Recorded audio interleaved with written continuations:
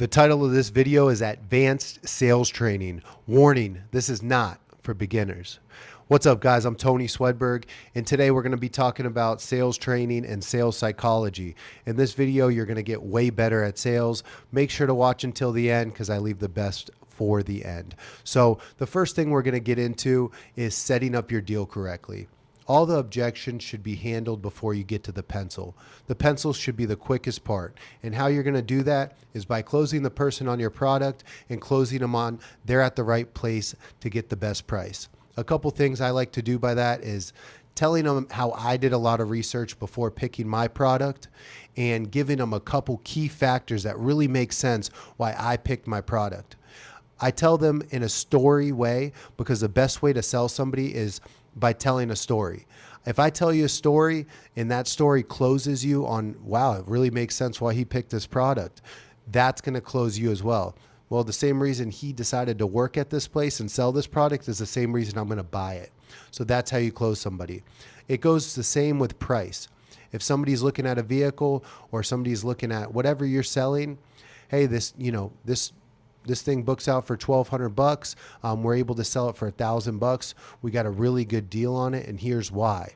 When I sell a car, I let them know, hey, we took it in for a great price. Usually these cars have bigger shop bills, but since this car was so well maintained, it had a really small shop bill, and we just own it for a good price. So we're able to sell it at 85, and it books out for right around 87,000.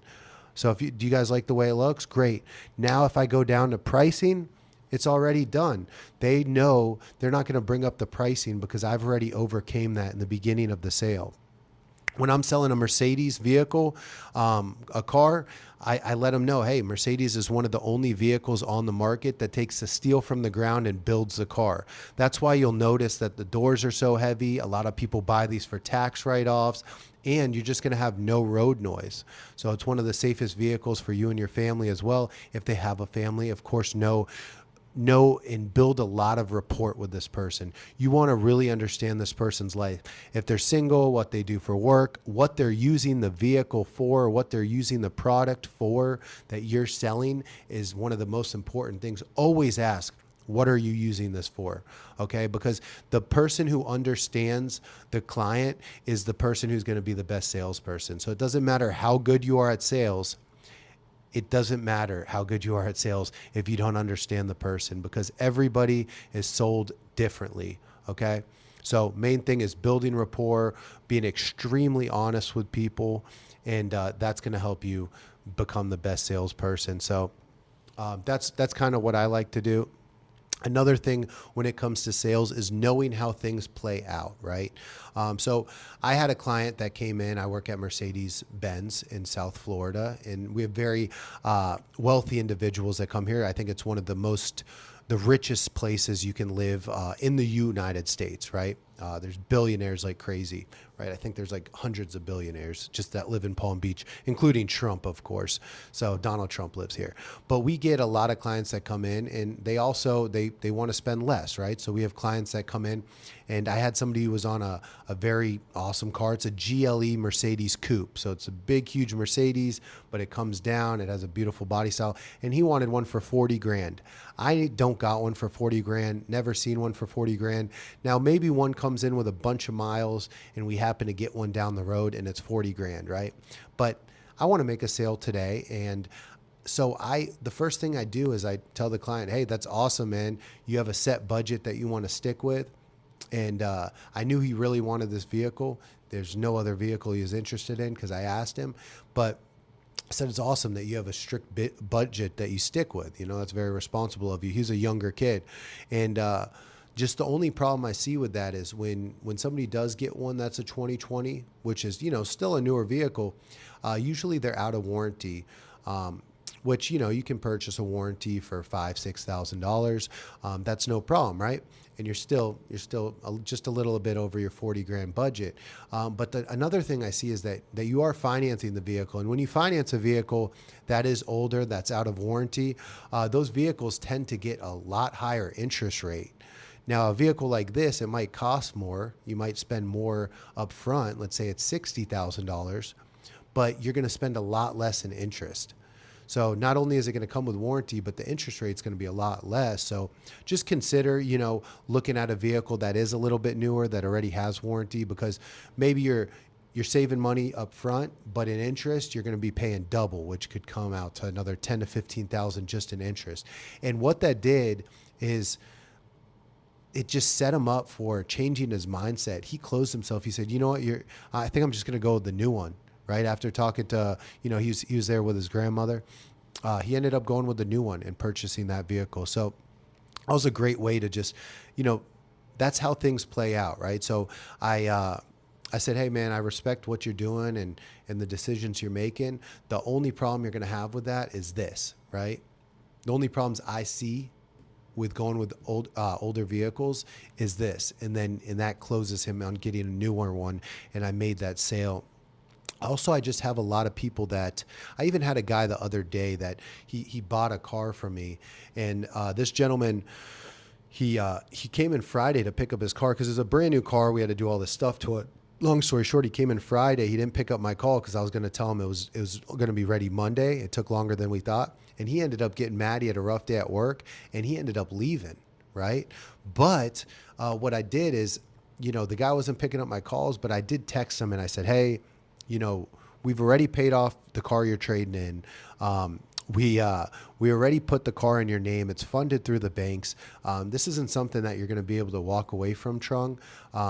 So we're going to have to talk about this." And I apologize for how everything went. I should have texted you as well.